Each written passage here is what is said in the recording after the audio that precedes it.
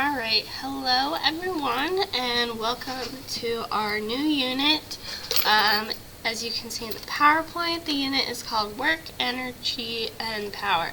Okay, so in our previous units we introduced kinematics as a way to describe motion.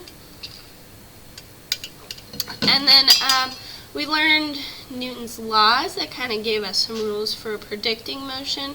Our unit about momentum elaborated on those laws a little bit. Now we're going to switch gears. We're still analyzing motion, but we're going to go about it in a different way. So instead of looking at it through Newton's laws, we're going to look at it through the lens of work and energy. Okay? If you flip to the next slide, you're going to see what we're learning in this unit. So first of all, we'll be learning the definitions of work, mechanical energy, potential energy, kinetic energy, and power. We're going to learn about the effect that work has on energy. We're going to learn the work-energy analysis of motion, like I just said, and hopefully be able to predict resulting height or velocity from some given energy information. Okay, so if you flip to the next slide, you can see that we're starting off talking about work. So what is work? Work is what happens when a force acts on an object and causes a displacement of that object. Okay, so there's three key ingredients that you have to have in order for work to be done. First one, you have to have a force that acts, and then you have to have a displacement. Okay, so remember, force is a push or a pull, displacement is a change in position, and number three is cause. And that means that your force that you're looking at has to have caused the displacement. Okay? If it didn't, then that force didn't do any work. Alright? So if you flip to the next slide, it asks, is work being done by the force? So let's look at this. The first one, we have a teacher who applies a force to a wall and becomes exhausted. Okay, so even though she may become very tired, she is not doing any work on the wall. Why? She is applying a force, however, that wall isn't being displaced, right? So her force actually doesn't do any work on the wall because there's no displacement. Right? What about the second one? A book falls off a table and free falls to the ground. In that case, work is being done. It's being done by the force of gravity, right? Which is downwards. So the force of gravity pulls it downwards, causes a displacement. It's responsible for the displacement, and so the force of gravity is doing the work there. Alright, now this next one is tricky. It's a waiter carrying a tray full of meals above his head by one arm straight across the room at a constant speed. Okay, so just like this, but moving to the side, right? Just like that. So you may think that he's doing work because he's carrying it. Technically, though, his push is not doing the work, right? So the waiter pushes up, and the tray moves across the room.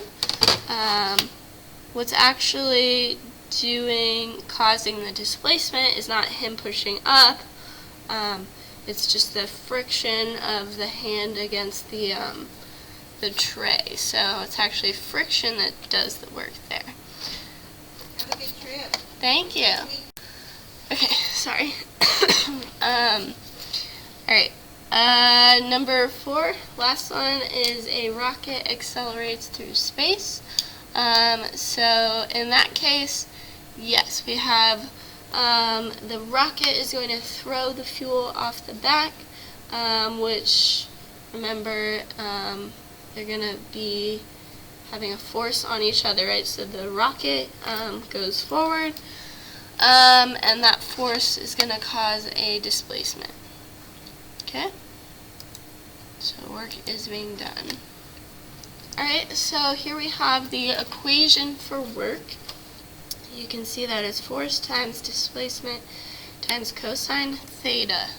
Okay, that weird looking thing right there is theta. Okay, so obviously force is the push or pull in newtons. Displacement, change in position in meters. Theta is that weird symbol, and what it stands for is the angle between the force and the displacement vector. Okay, and cosine is a function of trigonometry. Okay, so if you've never had trig before and you don't know what cosine is or how to do it, don't worry, I'm not going to make you learn trigonometry to do this, but just try and bear with me while I teach you about 3 different angles that we're going to look at, okay?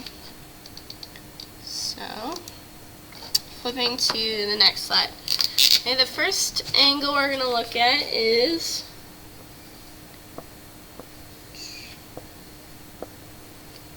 0 degrees. Okay, you can see that there's 0 degrees between these two lines because they're going the same way.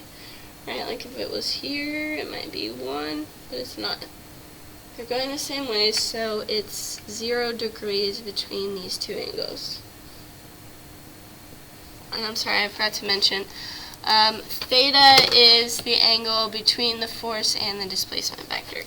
So, if you're looking at an object, you want to look at which way it gets displaced, which way the force was applied, and then the angle between those two is theta. Okay?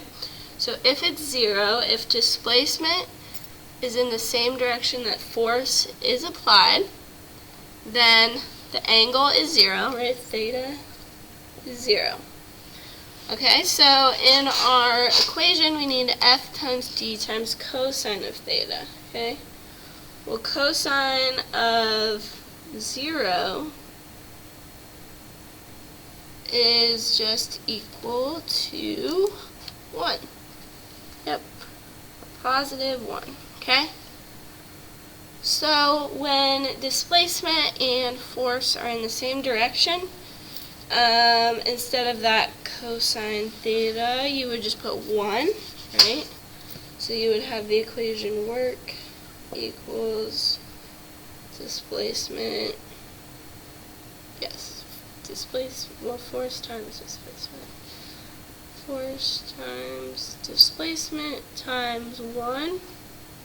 Okay, anything times 1 is just itself, so you don't even have to put the 1 there. So when they're in the same direction, it's just force times distance to get work. Okay. What if they're in opposite directions? Okay. In this case, the angle between them is 180 degrees. Okay, you can think like it goes here and here.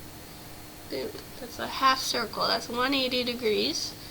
Okay, so cosine of 180, whether you know this or not, is negative 1.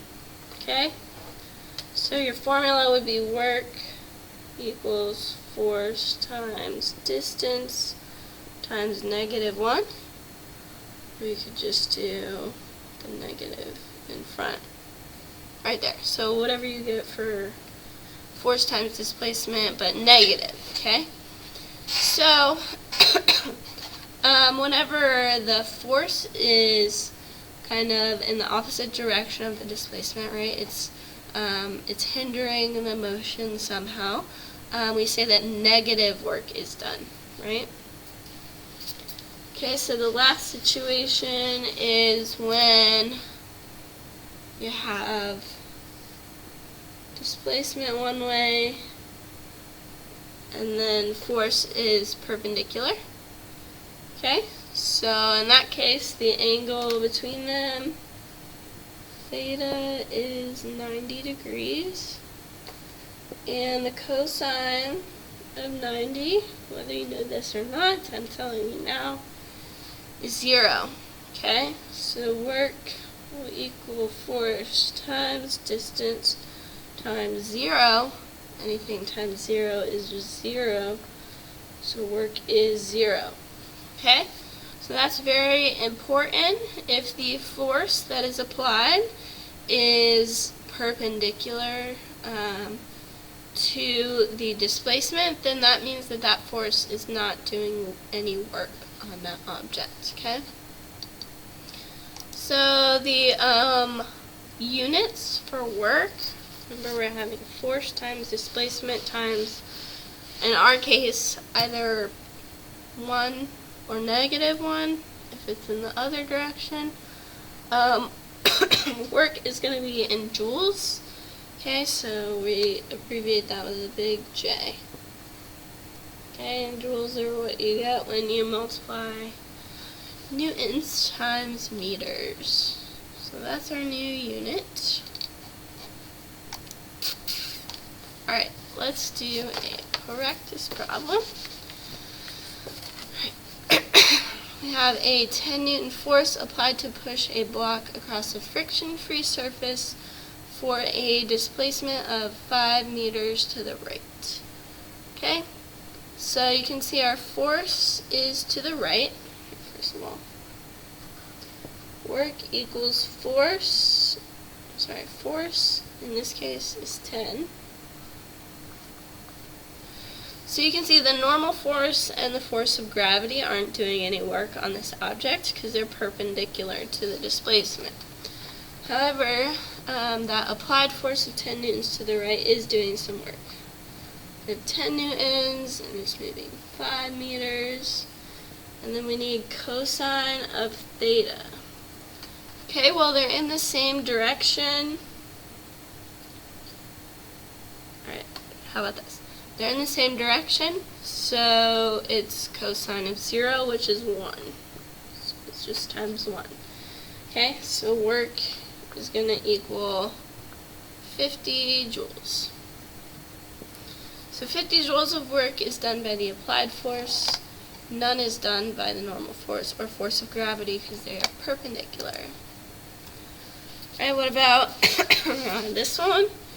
You have a 10 Newton frictional force slowing the block down after a displacement of 5 meters to the right.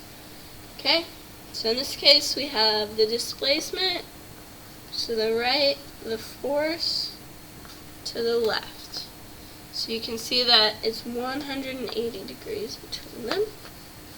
They're in opposite directions, which means that the force is doing negative work on this object. Okay, so we have work equals negative, it's in opposite directions, 10 is our force, and 5 is our displacement. So work equals negative 50 joules in that case. Alright, an approximately 2 kilogram object is pulled upward at a constant speed by a 20 Newton force for a vertical displacement of 5 newtons. Okay, so let's look at each of these forces. Let's look at tension force first. So if our displacement is up, because this is moving up, and the tension force is up, then we have positive work being done, and its displacement is 5, force is 20, so 100 joules. And then if our displacement and then the force of gravity is opposite, so we have a negative work being done by gravity. So we have 5